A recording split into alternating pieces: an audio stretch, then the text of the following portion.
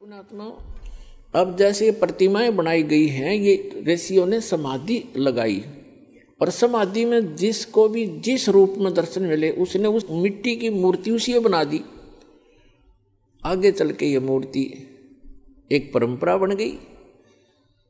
तो इन्होंने ब्रह्मा विष्णु महेश की मूर्तियां बनाई, इन्हीं के दर्शन हुए इनको, किसी को ब्रह्मा के रूप में दर्शन दे दिए। इस प्रकार ये सबको विचलित करके रखता है। तो कहने का भाव ये है, इन ऋषियों ने परमात्मा के दर्शन नहीं हुए, फिर भी ये घुमा फिरा कर ये कहते हैं कि वेदों में परमात्मा तो निराकार लिखा है, ये जो दिखाई देता है ये परमात्मा नहीं हो सकता।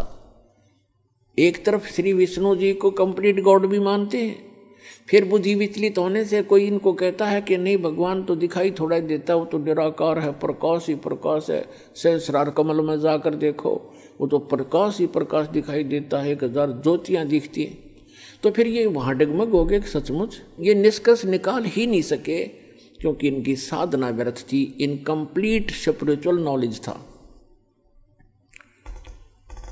तो चुनक ऋषि ने हजारों वर्षों तक परमात्मा प्राप्ति के लिए कोशिश की, भगवान मिले नहीं, और ये एटम बम बन जाते हैं ज़्यादा तप और जप करने से, इस काल तक की भक्ति करने से।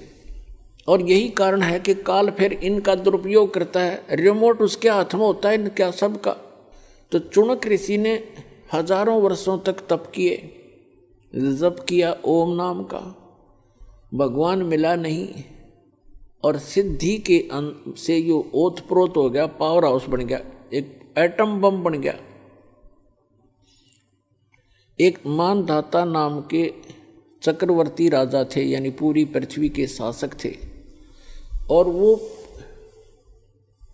1 वर्ष में 2 वर्ष में 10 वर्ष में जैसा भी वो उचित समझते थे पूरी पृथ्वी पर निरीक्षण किया करते थे।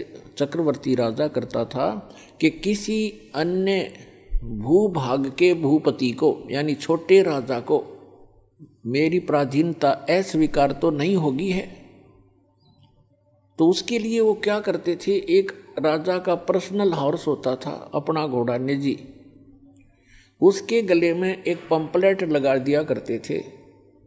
उसके साथ सैकड़ों हजारों की संख्या में सैनिक चल पड़ते थे।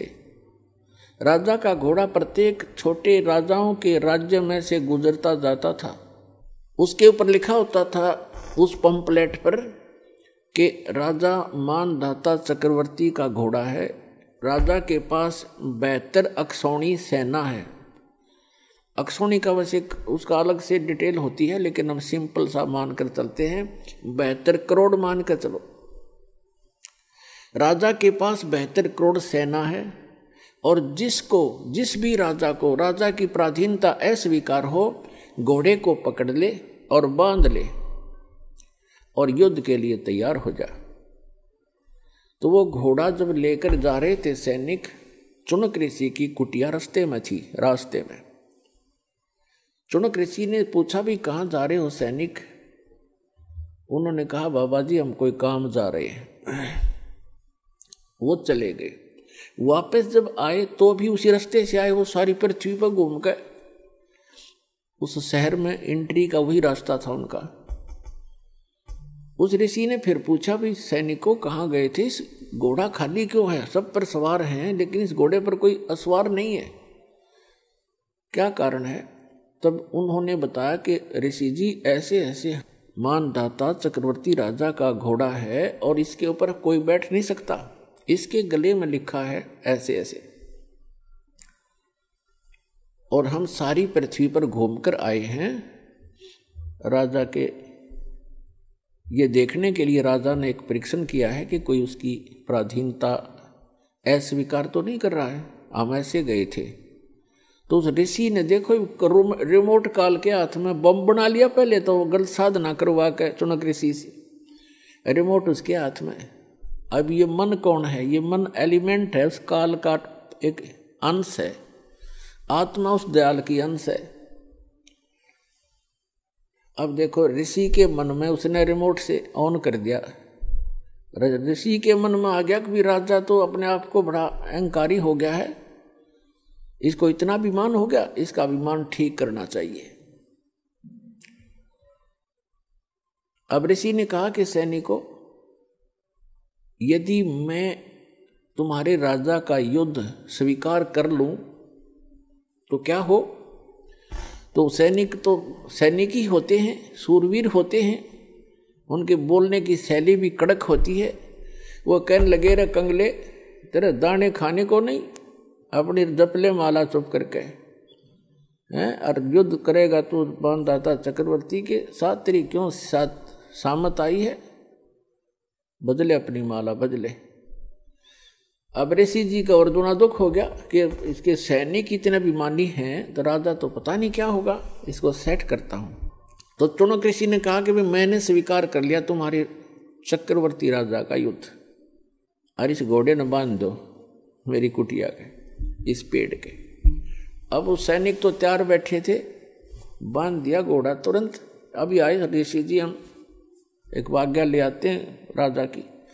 अब राजा को जाकर बताया कि ऐसे ऐसे एक चुनक नाम के ऋषि ने आपका युद्ध स्वीकार कर लिया।